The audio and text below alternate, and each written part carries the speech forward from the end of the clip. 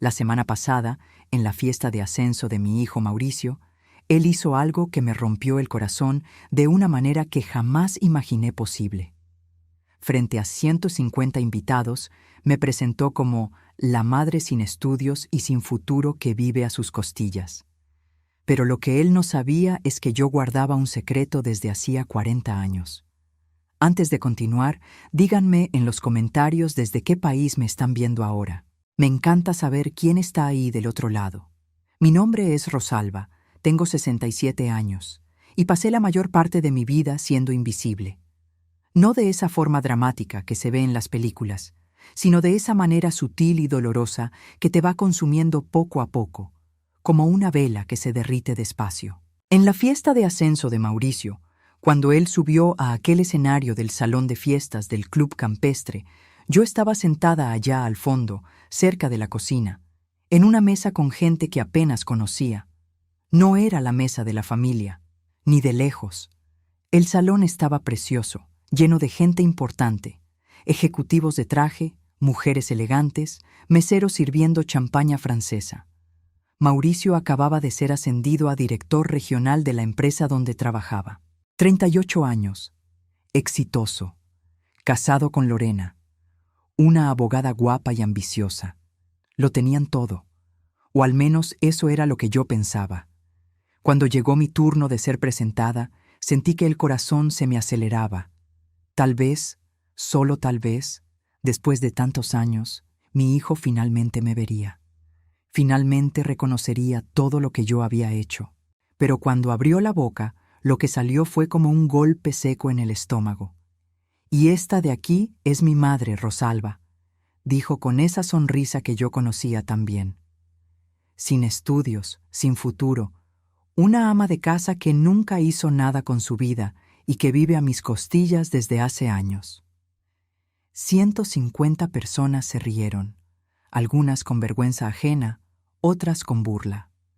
Lorena, su esposa, estaba a su lado en el escenario, sonriendo. No hizo nada para detenerlo. Solo se quedó ahí, con esa sonrisa de plástico. Yo no lloré, no me moví. Solo respiré hondo y seguí sentada, con las manos en el regazo, mientras mi hijo continuaba su discurso como si no acabara de humillarme públicamente. Pero por dentro algo se rompió, y al mismo tiempo algo despertó. Porque lo que Mauricio no sabía, lo que nadie en esa sala sabía, era que yo no era quien él pensaba que era. Nunca lo fui. Déjenme volver en el tiempo para que entiendan cómo llegué hasta aquí. Nací en 1957, en una familia humilde de la Ciudad de México. Mi papá era obrero, mi mamá costurera. Éramos 6 hermanos, todos apretados en una casa de 3 cuartos en la colonia Guerrero. No teníamos lujos, pero teníamos dignidad. Y teníamos amor. Desde chiquita siempre fui buena con los números. Mientras mis hermanas jugaban a las muñecas, yo me quedaba ayudando a mi papá a hacer las cuentas de la casa, calculando cuánto sobraba a fin de mes. A los 12 años ya ayudaba a los vecinos a llenar sus formularios de impuestos. Era un don natural. Pero en aquella época, para una niña pobre, tener don no significaba tener oportunidades. Cuando terminé la preparatoria, en 1975, mi papá dejó claro, no había dinero para la universidad. Tendría que trabajar para ayudar en la casa, y fue lo que hice. Conseguí un empleo como auxiliar administrativa en un pequeño despacho contable. El sueldo era el mínimo, pero aprendí todo lo que pude. Me quedaba hasta tarde leyendo los libros de contabilidad que el dueño dejaba sobre el escritorio. Tomaba cursos nocturnos gratuitos. Aprendí sola cosas que la mayoría de la gente solo aprende en la facultad. Fue en esa empresa donde conocí a Rogelio, mi futuro marido. Él era vendedor, guapo, encantador, lleno de promesas sobre el futuro que tendríamos juntos. Nos casamos en 1978. Yo tenía 21 años y creía que finalmente tendría una familia mía, un hogar donde sería valorada. ¡Qué ilusión tan tonta! Luego de los primeros años de matrimonio, me di cuenta de que Rogelio no era el hombre que fingía ser. Bebía, gastaba dinero que no teníamos, desaparecía por días. Cuando Mauricio nació, en 1986, Pensé que las cosas cambiarían. Pensé que tener un hijo lo haría madurar. Pero no cambió nada. Rogelio siguió siendo el mismo. Y cuando Mauricio tenía apenas 3 años, simplemente se fue. Dejó una carta diciendo que no aguantaba la presión de ser padre y esposo. Nunca más volvió.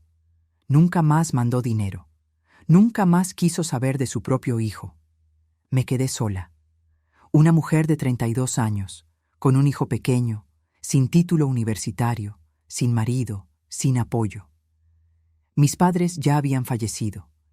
Mis hermanos estaban ocupados con sus propias vidas. Estaba completamente sola. Fue ahí que tomé la decisión que cambiaría todo. No podía volver a trabajar como auxiliar administrativa porque necesitaba cuidar a Mauricio. No podía dejarlo en una guardería porque no tenía dinero para pagarla. Pero tenía una habilidad. Era buena con los números. Muy buena. Empecé a llevar contabilidad desde casa. Al principio, eran solo algunos conocidos que me pedían ayuda para declarar sus impuestos ante el SAT. Cobraba barato, casi nada, pero hacía un trabajo impecable. Pronto, la noticia corrió. La gente empezó a buscarme. Pequeños comerciantes, trabajadores independientes, dueños de tienditas de abarrotes. Trabajaba de madrugada, después de que Mauricio se dormía. A veces me quedaba hasta las 4 de la mañana calculando impuestos, organizando facturas, llenando declaraciones. Durante el día cuidaba a mi hijo. Lo llevaba a la escuela, hacía la comida, le ayudaba con la tarea. En la noche, cuando él dormía, yo volvía a la chamba. Nunca me quejé, nunca reclamé. Mauricio era mi prioridad. Quería que él tuviera todo lo que yo no tuve. Educación, oportunidades, futuro. Y para eso, yo necesitaba ser invisible. Necesitaba sacrificar mis sueños por los suyos. Durante años, seguí esa rutina. Mauricio creció creyendo que yo era solo una ama de casa. Él veía que yo estaba en casa, que lo cuidaba, que siempre estaba disponible. Lo que no veía eran las madrugadas que yo pasaba despierta, trabajando para pagar el colegio privado donde él estudiaba, las clases de inglés, la ropa de marca que él tanto quería. Mantuve todo en secreto. ¿Por qué? Porque no quería que Mauricio se sintiera culpable. No quería que cargara con el peso de saber que su madre se mataba trabajando para mantenerlo. Quería que tuviera una infancia normal, sin preocupaciones. Pero al hacer eso, al ser invisible, terminé convirtiéndome exactamente en aquello que Mauricio describiría años después. Una madre sin formación, sin futuro, que no hacía nada de su vida. Cuando Mauricio tenía 15 años, mi pequeño negocio de contabilidad ya había crecido considerablemente. Tenía más de 50 clientes fijos. Pequeños empresarios, locatarios, profesionistas. Todos me buscaban porque yo era discreta, eficiente y honesta. Y principalmente porque cobraba mucho menos que los grandes despachos contables. Pero yo no podía formalizar mi trabajo. No tenía el título de contador público. Todo lo que sabía lo había aprendido por mi cuenta. Así que trabajaba de manera informal, recibiendo en efectivo, sin emitir facturas, sin registro. Era arriesgado, lo sabía, pero era la única forma de sobrevivir. El dinero que yo ganaba iba todo para Mauricio. Pagué la mejor preparatoria privada de la zona. Pagué cursos de computación, clases de regularización. Cuando quiso prepararse para el examen de admisión, pagué el curso más caro de la ciudad. Cuando entró a la carrera de administración en una universidad privada, pagué todos los semestres, todos los libros, todos los gastos. Mauricio nunca preguntó de dónde venía el dinero. Él simplemente asumía que de alguna forma yo lo conseguía. Tal vez pensaba que recibía pensión de su papá. Tal vez pensaba que mis hermanos me ayudaban. No lo sé. Él nunca preguntó y yo nunca conté. Durante la universidad, Mauricio empezó a cambiar. Hizo amigos de familias ricas, gente de lana. Empezó a tener vergüenza de la casa sencilla donde vivíamos, del coche viejo que yo tenía, de la ropa que yo usaba. Empezó a inventar excusas para no llevarme a las fiestas de la facultad. Decía que yo me sentiría fuera de lugar, que no encajaría con el ambiente. Yo me tragaba el dolor y fingía que no me importaba. Al final, lo importante era que él estuviera feliz, que estuviera construyendo su futuro. Pero por dentro, Cada rechazo era como una pequeña muerte. Cuando Mauricio se graduó, consiguió un empleo en una gran empresa transnacional. Me sentí tan orgullosa. Mi hijo, el primero de la familia en tener título universitario, trabajando en una empresa importante. Todo lo que yo había soñado para él se estaba haciendo realidad. Se mudó a un departamento solo. Dijo que necesitaba independencia, que necesitaba crecer. Lo entendí, o al menos traté de entenderlo. Pero la verdad es que dolió. Dolió ver a mi hijo alejándose, construyendo una vida de la cual yo no formaba parte. Las visitas se fueron volviendo cada vez más raras. Al principio venía cada fin de semana, después pasó a ser cada 15 días, después cada mes, después solo en fechas especiales. Y aún en esas ocasiones quedaba claro que él estaba ahí por obligación, no por ganas. Fue en esa época que Mauricio conoció a Lorena. Ella venía de una familia acomodada, quizá de Las Lomas o Polanco. Su papá era médico, su mamá catedrática, tenían casa grande, camioneta del año, viajaban al extranjero cada año. Lorena me miraba con esa mezcla de lástima y desprecio que yo ya conocía bien. La boda fue en una iglesia grande y elegante. Yo fui, claro, pero no fui invitada a sentarme en la primera fila, con la familia del novio. Me quedé unas filas atrás, como si fuera apenas una invitada más. Lorena tenía una familia enorme, decenas de tíos, primos, amigos, todos fresas, todos hablando alto, todos saludándose de beso y abrazos apretados. Yo estaba sola. Mis hermanos no fueron invitados. Mauricio dijo que la lista estaba muy apretada, que no había lugar para todos. Así que me quedé ahí, sentada con mi vestido sencillo que había comprado en una tienda departamental, viendo a mi hijo casarse, sintiéndome completamente invisible. En la fiesta, la situación empeoró. Me pusieron en una mesa en un rincón, lejos de la mesa principal donde estaban Mauricio y Lorena, lejos de los padres de ella, de los amigos importantes, de los colegas de trabajo. Me quedé con gente que ni conocía, que apenas me dirigieron la palabra en toda la noche. Cuando Mauricio hizo su brindis de agradecimiento, agradeció a sus suegros por haber criado a una hija tan maravillosa. Agradeció a los amigos por el apoyo. Agradeció a los colegas por las oportunidades. Pero cuando llegó mi turno, todo lo que dijo fue: "Y gracias a mi madre por estar aquí hoy". Solo eso. Nada sobre los sacrificios que hice. Nada sobre las madrugadas que pasé despierta trabajando para pagar sus estudios. Nada sobre haber criado sola a un hijo que se convirtió en un hombre exitoso. Apenas un agradecimiento vacío y protocolario. Regresé a casa esa noche con el corazón pesado, pero me convencí de que así era la vida, que los hijos crecen y se van, que era natural que él quisiera construir su propia vida, que yo debería estar feliz por él haber logrado tanto. Pero la verdad es que yo no estaba feliz. Estaba dolida, profundamente dolida. Los años siguientes fueron más de lo mismo. Mauricio y Lorena venían a visitarme en fechas especiales. Navidad, cumpleaños, Día de las Madres. Se quedaban 1 o 2 horas, siempre con prisa, siempre con algún compromiso importante esperando. Lorena mal disimulaba el aburrimiento. Veía el celular, miraba el reloj, suspiraba. Mauricio subía en la empresa, ascenso tras ascenso.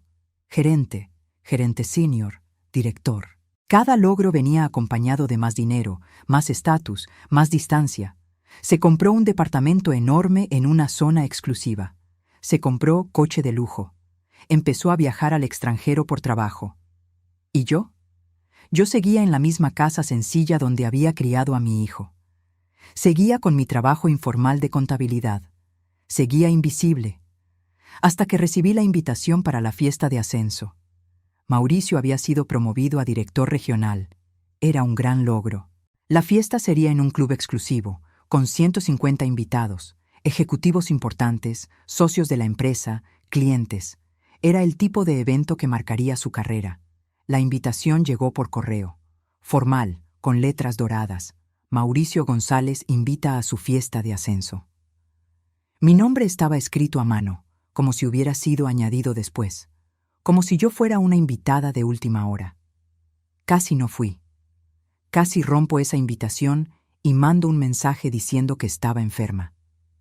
Pero algo dentro de mí, tal vez un último rastro de esperanza, me hizo aceptar.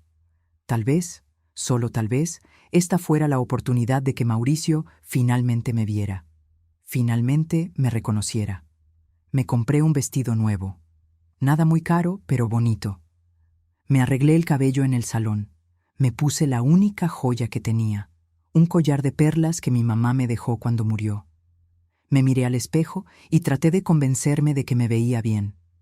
Pero la verdad es que estaba nerviosa. El estómago se me revolvía solo de pensar en estar en ese ambiente lleno de gente importante. Llegué al club a las 7 de la noche, como decía la invitación. El salón estaba deslumbrante.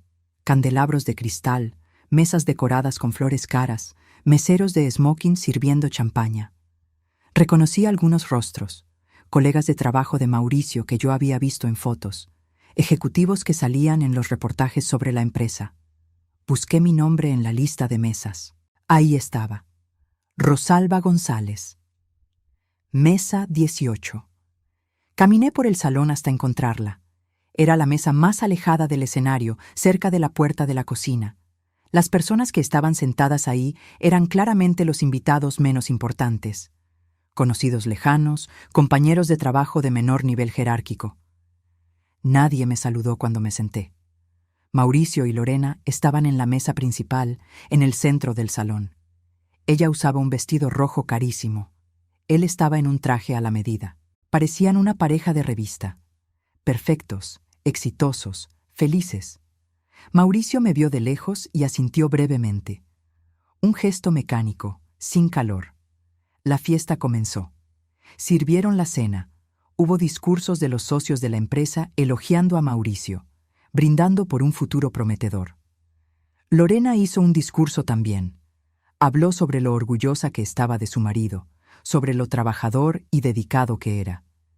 Habló sobre la hermosa familia que estaban construyendo juntos. Familia. La palabra resonó en mi cabeza. ¿Qué familia? Yo no formaba parte de ella. No formaba parte de nada. Entonces llegó el turno de Mauricio. Subió al escenario entre aplausos, el micrófono en la mano, la sonrisa confiada de quien está acostumbrado a hablar en público. Comenzó agradeciendo a los socios de la empresa por la confianza. Agradeció a los colegas por el apoyo. Agradeció a los amigos por su presencia. Después comenzó a presentar a la familia. Señaló a los padres de Lorena, sentados en la mesa principal. Elogió la educación que le dieron a su hija. Agradeció el apoyo que siempre le ofrecieron. Presentó a los hermanos de Lorena. Hizo chistes, arrancó risas de la audiencia. Mi corazón comenzó a latir más rápido cuando me di cuenta de que llegaría mi turno. Yo estaba ahí, en la mesa 18, esperando que mi hijo finalmente me reconociera, finalmente dijera algo verdadero sobre mí, sobre todo lo que hice por él. Fue cuando señaló en mi dirección. El reflector me encontró. 150 pares de ojos voltearon hacia mí. Y esta de aquí es mi madre, Rosalba. Hizo una pausa. Sonrió. Sin estudios, sin futuro, una ama de casa que nunca hizo nada con su vida y que vive a mis costillas desde hace años. Las risas comenzaron. Algunas personas intentaron disimular, pero la mayoría rió abiertamente, como si fuera un chiste gracioso, como si mi vida entera fuera motivo de burla. Mauricio continuó sonriendo, claramente satisfecho con la reacción del público. Lorena estaba a su lado, con esa sonrisa de plástico pegada en la cara. Me quedé completamente inmóvil. No lloré, no bajé la cabeza, solo respiré. Inhalé profundamente, sostuve el aire en los pulmones, exhalé despacio. Era una técnica que yo había aprendido sola, en los momentos difíciles de la vida. Respirar, solo respirar. El discurso continuó. Mauricio habló sobre sus planes a futuro, sobre las metas que tenía, sobre cómo sería implacable en la búsqueda del éxito. Usó palabras bonitas, pero vacías. Palabras que no significaban nada para mí en ese momento. Cuando el discurso terminó, Hubo una ovación de pie. Todos aplaudiendo, todos celebrando. Mauricio bajó del escenario y fue felicitado por decenas de personas. Apretones de mano, palmadas en la espalda, abrazos. Él estaba radiante. Me levanté de la mesa despacio. Nadie a mi alrededor lo notó.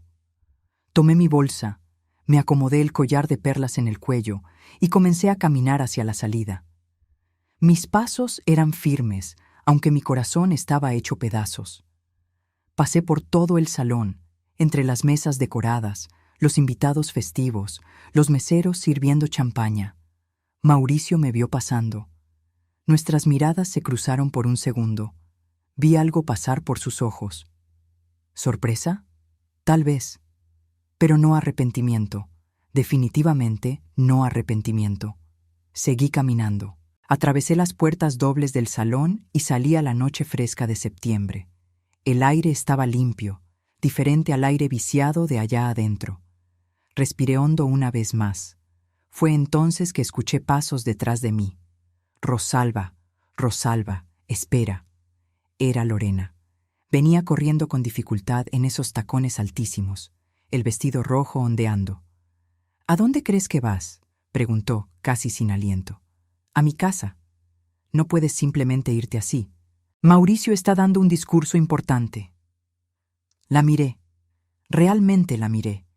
Vi a una mujer de 30 y tantos años, guapa, bien vestida, acostumbrada a conseguir lo que quería. Pero también vi algo más. Vi inseguridad. Vi miedo. El discurso terminó, Lorena, y yo también acabo de escuchar todo lo que necesitaba escuchar. Fue solo una broma. Estás exagerando. ¿Una broma? Mi voz salió más alta de lo que pretendía. Me llamó inútil frente a 150 personas. Dijo que vivo a sus costillas. ¿Eso es una broma para ti? Lorena cruzó los brazos. Mira, yo sé que te sacrificaste por Mauricio cuando era niño, pero eso fue hace mucho tiempo. Ahora él es un hombre adulto, exitoso. Y sinceramente, podrías haber hecho más con tu vida. Podrías haber vuelto a trabajar, haber construido una carrera. En lugar de eso, te quedaste de acomodada. Acomodada. La palabra me pegó como una bofetada. Tú no sabes nada sobre mí, dije, con la voz temblando. Nada. Sé lo suficiente. Sé que vives sola en esa casa vieja. Sé que no tienes profesión, no tienes título, no tienes nada.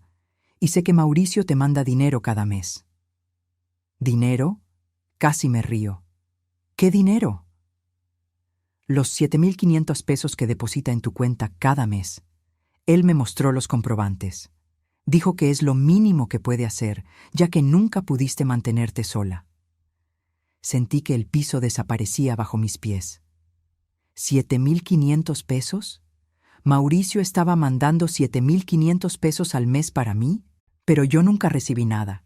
Nunca vi ningún depósito. Yo no recibo dinero de Mauricio, dije lentamente. Nunca he recibido nada. Lorena frunció el ceño. Claro que recibes. Él deposita cada día 5. Ya hace más de 2 años. Algo no cuadraba. ¿Por qué Mauricio estaría diciendo que me mandaba dinero si yo nunca recibí nada? Y más importante, ¿por qué le diría a su esposa que yo vivía a sus costillas cuando no era verdad? Lorena, yo no sé qué está pasando, pero nunca he recibido un centavo de Mauricio. Yo me mantengo sola.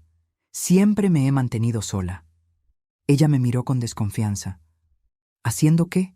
Tú eres solo una ama de casa. No, dije sintiendo algo despertar dentro de mí, una rabia fría, controlada. Yo no soy solo una ama de casa. Nunca lo fui. Le di la espalda y me fui.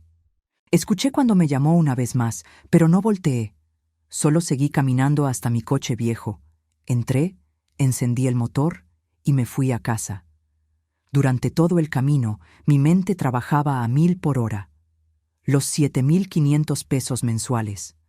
Mauricio diciendo que me mantenía. La forma en que me presentó. Todo empezaba a tener un sentido perturbador. Mi hijo estaba mintiendo. ¿Pero por qué? Llegué a casa poco después de las 10 de la noche. La casa estaba oscura, silenciosa, exactamente como la había dejado. 3 recámaras, sala, cocina, un patio pequeño con un guayabo que planté cuando Mauricio era bebé. Nada lujoso, pero era mía, pagada con mi propio trabajo. Prendí las luces y fui directo a mi despacho. Era el cuarto más pequeño de la casa, que yo había transformado en mi espacio de trabajo hace más de 30 años.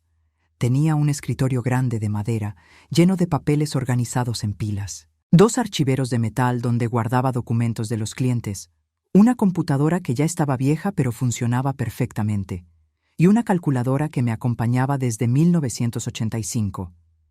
Me senté en la silla y miré a mi alrededor. Aquel era mi mundo. El mundo que Mauricio nunca conoció. El mundo que yo mantuve escondido por tanto tiempo que se volvió un secreto hasta para mí misma. Abrí mi computadora y fui hasta la carpeta donde guardaba mis registros financieros. Todo estaba ahí. Cada cliente que atendí en los últimos 40 años. Cada pago recibido. Cada gasto hecho. Siempre fui meticulosa con los registros. Es mi naturaleza. Miré los números de la última década. Mi ingreso anual venía creciendo consistentemente. En los últimos 3 años había ganado en promedio 450,000 pesos por año, trabajando desde casa, de forma discreta, atendiendo pequeños empresarios y profesionistas que necesitaban ayuda con contabilidad, declaración de impuestos, planeación financiera. No era una fortuna. No daba para comprar coche del año o viajar a Europa. Pero daba para vivir con dignidad. Daba para pagar las cuentas, hacer el súper, tener seguro de gastos médicos, guardar un poco a fin de mes. Yo nunca necesité dinero de Mauricio. Nunca. Entonces, ¿por qué él decía que me mantenía? ¿Por qué depositaba dinero en una cuenta que yo desconocía? Y principalmente, ¿dónde estaba ese dinero? Agarré mi celular y abrí la aplicación del banco. Mi cuenta corriente mostraba un saldo de 16,000 pesos. Mi cuenta de ahorros tenía 320,000 pesos, economías de años trabajando. Pero no había ninguna otra cuenta a mi nombre. Intenté llamar al banco, pero ya estaba cerrado. Tendría que esperar hasta la mañana siguiente. Pasé la noche en vela, acostada en la cama, mirando al techo, tratando de entender. A las 7 de la mañana, en cuanto el banco abrió, yo estaba ahí. La gerente me atendió con una sonrisa profesional. Buenos días, señora Rosalba. ¿En qué puedo ayudarla? Necesito saber si existe alguna cuenta a mi nombre además de la corriente y la de ahorros. Ella tecleó algo en la computadora. Sí, existe una cuenta corriente adicional abierta hace 2 años y 4 meses. Está activa. Sentí que el corazón se me salía. ¿Cómo que existe? Yo no abrí ninguna cuenta adicional. La gerente miró más atentamente la pantalla. Según el sistema, la cuenta fue abierta con su RFC y documentos oficiales. Tiene movimientos regulares, depósitos mensuales de 7,500 pesos. ¿Puedo ver el estado de cuenta? Claro, lo voy a imprimir. Ella me entregó varias hojas. Ahí estaban. Depósitos de 7,500 pesos cada día 5, durante 28 meses. Un total de 210,000 pesos depositados. Y en la misma fecha de cada depósito, una transferencia del mismo valor a una cuenta a nombre de Lorena Méndez de González. Mauricio depositaba el dinero en mi cuenta y Lorena lo transfería a la suya. El mismo día, todos los meses. «¿Hay algún error aquí?», dije con la voz temblando. «Yo nunca autoricé esas transferencias». La gerente verificó nuevamente. Aquí dice que la carta poder fue registrada al momento de la apertura de la cuenta. Usted autorizó a Lorena Méndez de González a manejar la cuenta. Yo nunca firmé ninguna carta poder. Pero incluso mientras decía eso, empezaba a recordar. 2 años atrás, Mauricio había venido a visitarme con una pila de papeles. Dijo que eran documentos del seguro médico, que necesitaba mi firma para actualizar el registro. Yo había firmado sin leer bien. Confiaba en mi hijo. Había sido eso. Me engañó. Me hizo firmar la apertura de una cuenta y un poder notarial pensando que eran documentos del seguro. Quiero cancelar ese poder ahora mismo, dije, y quiero que esa cuenta sea cancelada. La gerente asintió. Voy a proceder. Pero señora, Si hubo fraude, usted debería levantar un acta ante el Ministerio Público. Fraude. Mi propio hijo había cometido fraude contra mí. Salí del banco 2 horas después con todos los documentos en la mano. La cuenta estaba siendo cancelada. El poder estaba revocado. Y yo tenía evidencias de todo lo que había pasado.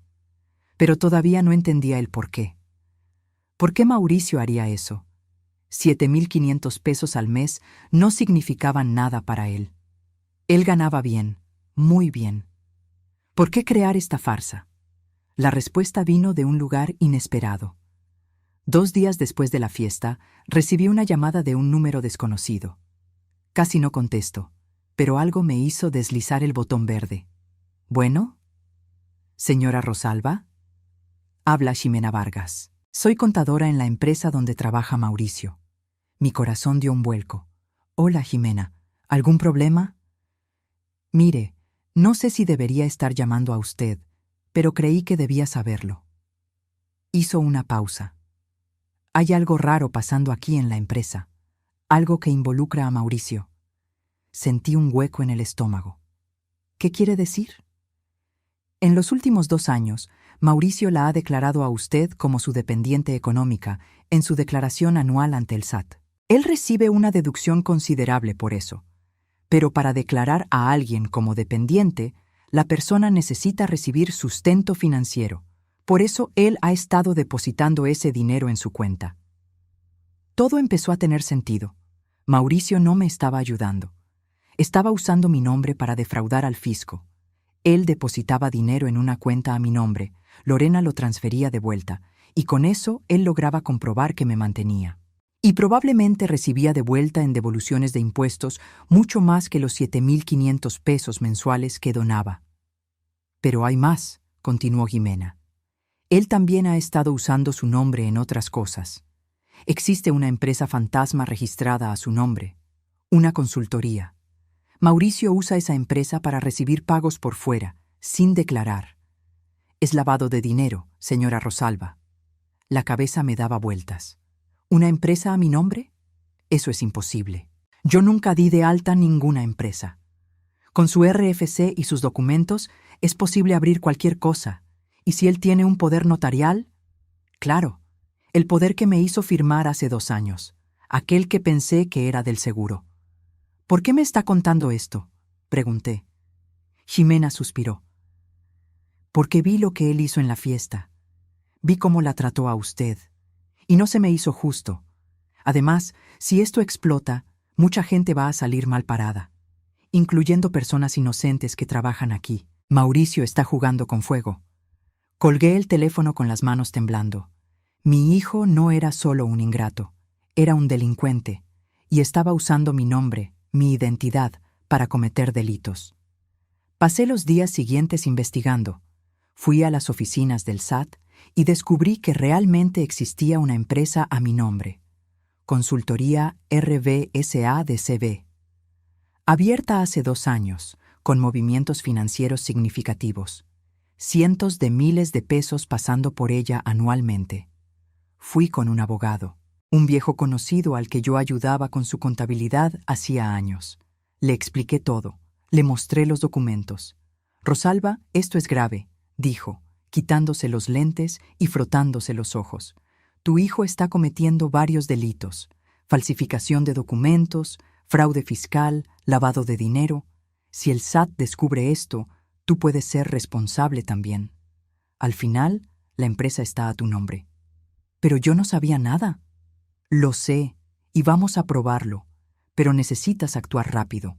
Necesitas denunciar antes de que sea demasiado tarde. Denunciar a mi propio hijo. La idea me revolvía el estómago. Pero lo que él había hecho era inaceptable, criminal, y principalmente, él me había usado.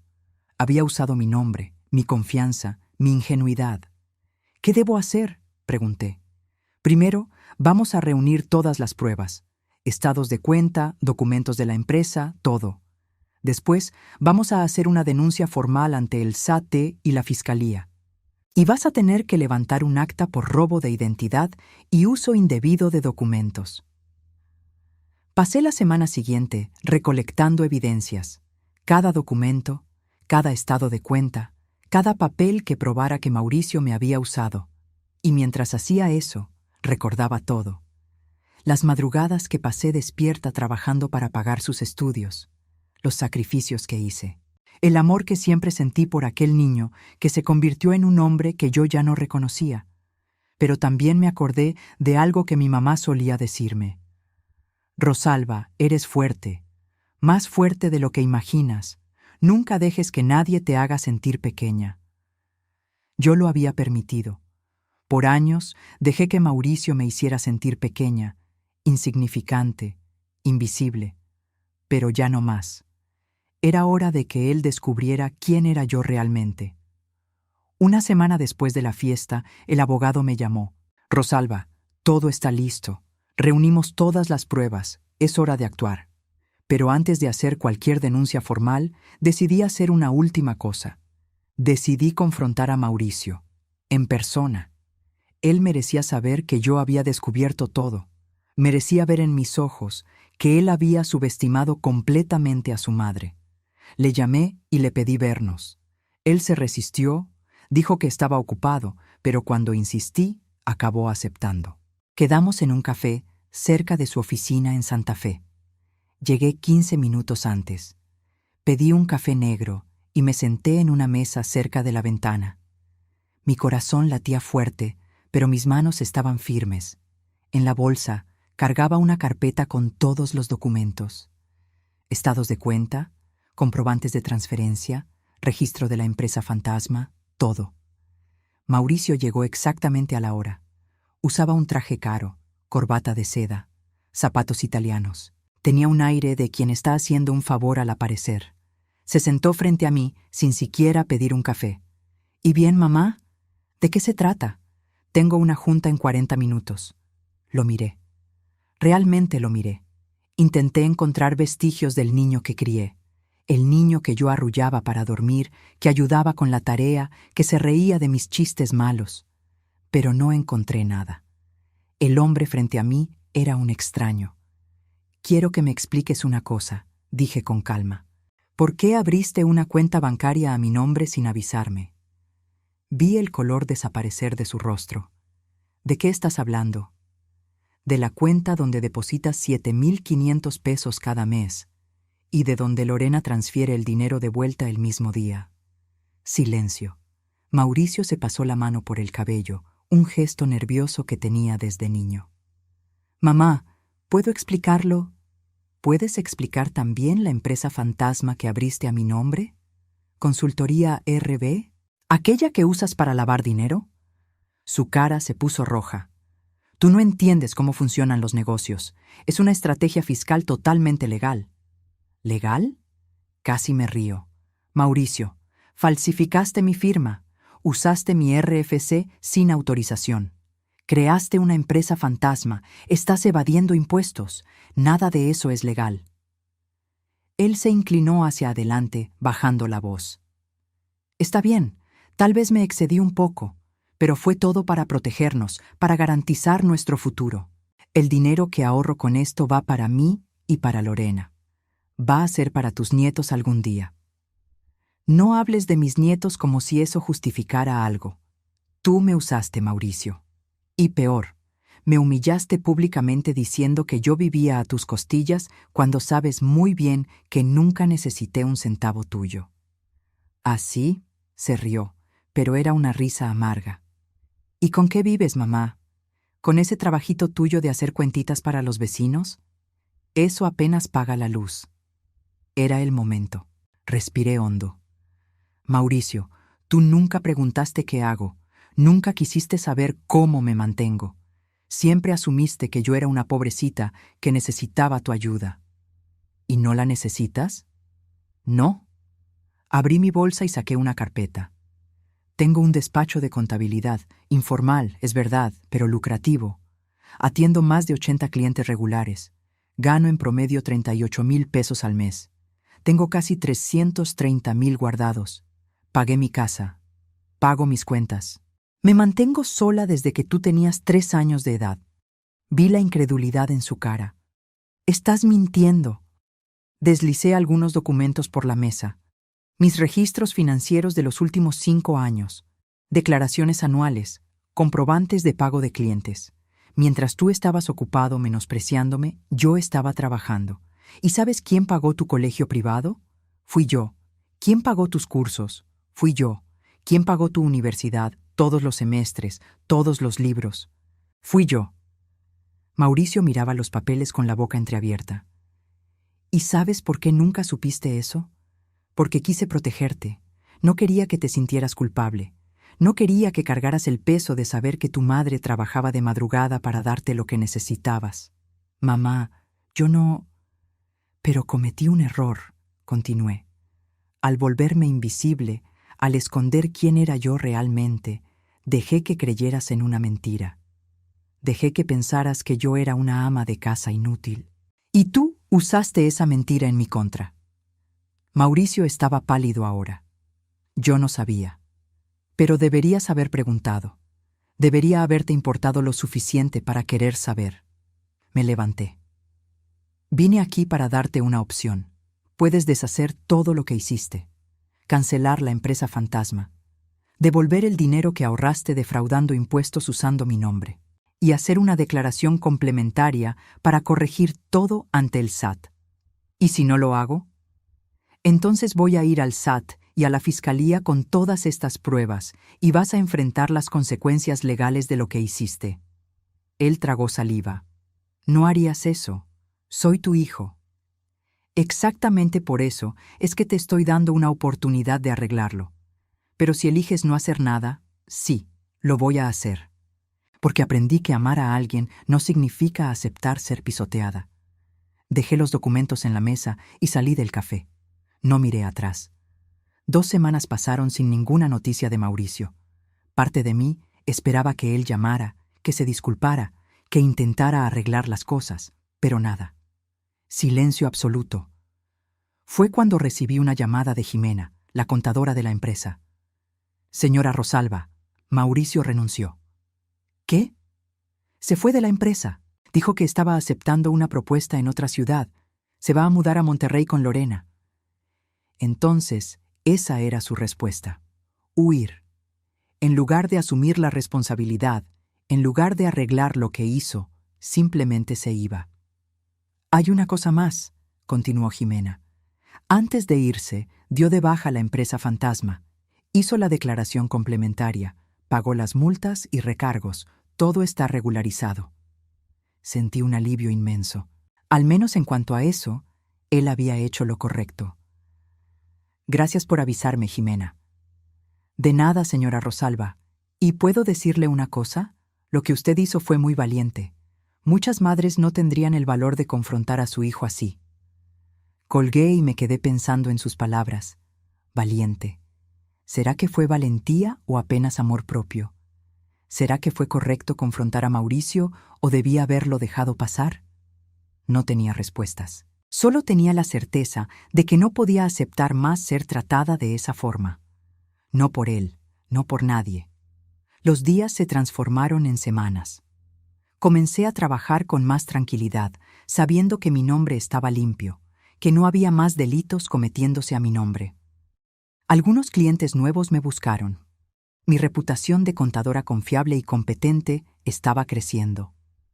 Fue entonces que recibí una carta, por correo, en un sobre sencillo. El remitente era Mauricio. Abrí con las manos temblando. Mamá, estoy en Monterrey ahora. Lorena consiguió un ascenso y yo acepté un empleo en una empresa más chica, con menos presión. Sé que debes estar pensando que huí, y tal vez tengas razón. No tengo excusas para lo que hice. Te usé, mentí, cometí delitos. Y peor, te humillé públicamente cuando debería estar honrándote. Pasé las últimas semanas pensando mucho, tratando de entender cómo llegué a este punto.